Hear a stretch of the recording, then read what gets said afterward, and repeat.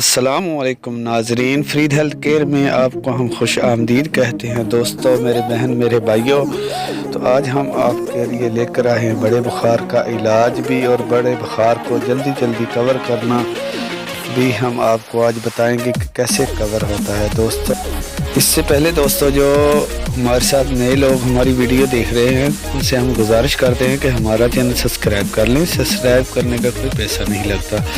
तो ऐसे ही हम आप वीडियो अपलोड करते रहते हैं। अगर हमारी वीडियो अच्छी लगे तो लाइक शेयर ज़रूर करें। तो दोस्तों, इलाज हम शुरू करते हैं। आप एक प्याज ले लें। जल्दी बुखार उतारने का तरीका है, देसी इलाज है। दोस्तों, एक प्याज ले लें, उसके 2 टुकड़े कर लें। दोनों टुकड़ों को पाँव की तलियों में बांध दें। तलियों के बांधने आधे घंटे तक आप खुद देखेंगे कि आपका बुखार कम हो गया है। और जिन दोस्तों का बुखार बहुत कीड़ा हो जाता है, कभी शाम को चढ़ जाता है बुखार, कभी दिन को, कभी दोपहर को चढ़ जाता है, उनके लिए मैं एक नुस्खा आपको बताता हूँ।